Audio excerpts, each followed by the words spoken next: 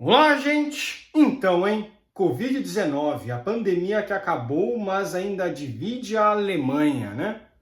Partidos populistas pressionam por comitê investigativo, fábricas de máscaras processam o governo alemão.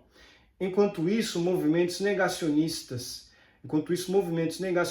e teóricos de conspiração, né, teóricos de conspiração, seguem sob observação do serviço de inteligência. Olha só, em Alemanha, como que eu disse já em outros vídeos, não é uma democracia também não, viu? Porque qual o problema de você ter teórico da conspiração né, qual o problema desses caras, né? Eles não têm muito problema se você for pensar bem, né? Eles só questionam certas coisas que o governo faz, né? E é isso que eu digo, né? O governo, quando ele monta vários serviços de inteligência, polícia e tal, o motivo da polícia existir é de proteger o governo da população. Esse é o fato, né? A Covid-19 mostrou que o governo não está nem aí para solucionar delitos, eles estão aí só para protegê-los do povo, né? Essa é a verdade, né? A OMS declarou em 11 de março de 2020 a existência de uma onda global de infecções pelo coronavírus, assim como seu fim em 5 de maio de 2023. Por um lado, a pandemia de Covid terminou. Por outro, segue dividindo a sociedade alemã, com muitos se perguntando quão perigoso mesmo era o vírus e se as medidas impostas pelos governos federal e estaduais foram corretas e adequadas. Eu já disse né? Para mim não teve nada de coisa adequada em todas essas medidas aí que fizeram, né? Isso aí foi tudo feito para calar o povo e para deixar o povo preso em casa, né? Foi meio que um experimento social para ver se o povo realmente aceitava imposições de certas condições, né? E muitos aceitaram, infelizmente, né? Ó, uso obrigatório de máscaras, toque de recolher, fechamento de escolas, proibição de manifestações, vacinação obrigatória para profissionais da saúde. Por vezes foram controversas as medidas para impedir a disseminação e mitigar o impacto do vírus induzidas pelo governo. Primeiramente, sob o comando da então chanceler federal Angela Merkel, da conservadora de centro-direita União Democrática Cristã, e depois sob a atual coalizão de centro-esquerda liderada pelo social-democrata Olaf Scholz, né, que está totalmente... Esse cara está totalmente sem mais apoio nenhum, né? As eleições europeias deste ano mostraram que o Partido Social Democrata Alemão já era, né? Agora é a centro-direita, que na verdade está mais para o centrão, né? E a direita, de fato, que é o partido lá do... Né, esqueci o nome do partido, enfim. Está dividido lá em direita, centro e centro-esquerda, né? E por muitas coisas, por muitas medidas que todos esses dois partidos adotaram,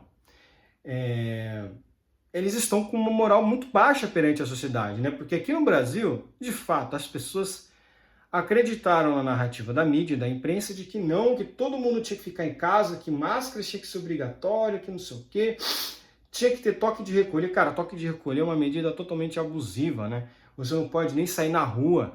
Se sair na rua, você é detido. Qual o motivo? Não, porque você estava na rua, né? Olha só que absurdo, né? E no Brasil, alguns locais tiveram toque de recolher. Eu não sei se alguém foi preso por isso, né? Mas imagina um absurdo, né? Proibição de manifestações, né? Olha a que ponto o Estado chegou, né? Proibiu manifestações, né? Esse pessoal diz que nós vivemos em democracia, em países livres, né? Só se for para fazer manifestação LGBT, né? Aí pode, né? Mas enfim. O virologista alemão Christian Drosten tornou-se figura conhecida do público devido às suas constantes aparições em entrevistas concedidas para falar sobre o vírus e as medidas de proteção. Recentemente fez um alerta: a história estaria sendo reescrita por atores desonestos que querem manchar sua imagem. A disputa sobre questões fundamentais não existia na ciência da forma como era apresentado em alguns programas de entrevistas. Isso era entretenimento informativo. a pandemia é história e não devemos distorcê-la. Mentira, porque aqui no Brasil mesmo, a pandemia foi muito grave, né? Mas chegou em outubro de 2020. Não, vamos votar, a Covid morreu, vamos votar. Primeiro a eleição, né? A pandemia a gente vê depois. Primeiro a festa da democracia. A pandemia a gente vê depois, né? Aí o Dória, depois que acabou as eleições municipais, trancou mais uma vez todo mundo em casa, né? Assim que passou as eleições, trancou todo mundo em casa. Foi um circo, né? Eu não acredito, né? Eu realmente não acredito que teve nada muito grave nisso aí. Foi um experimento social. Para mim, a pandemia de Covid foi um experimento social. Foi um experimento social para ver se as pessoas concordariam com os abusos das medidas, né, que eram cometidas nessa época. É um absurdo, foi uma tortura, né? Foram anos perdidos, porque nada de produtivo pôde ter sido feito nesta época, né?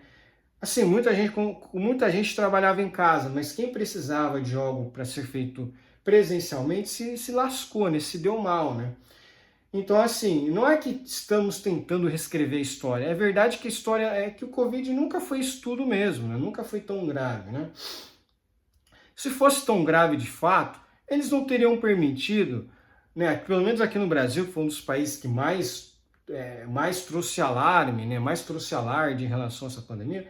Se fosse tão grave mesmo, não iam ter permitido as eleições de 2020, porque, não é a pandemia a gente vê depois, a pandemia a gente vê primeiro, a economia a gente vê depois, né? Aqui no Brasil, quando chegou as eleições, mudou o discurso, né? A pandemia a gente vê depois, primeiro vamos ver a festa da democracia, né? E voto obrigatório, o voto não era facultativo não, o voto era obrigatório, né? O voto era obrigatório, não tinha essa facultatividade do voto não. Ah, pandemia de Covid, muita gente aí em tese morrendo, né? Não, mas vocês vão ter que votar, votem. É obrigatório, lembre-se, hein? O voto é obrigatório, não pode deixar de votar, hein? Você é um escravo, um servo do governo. Não se esqueça disso.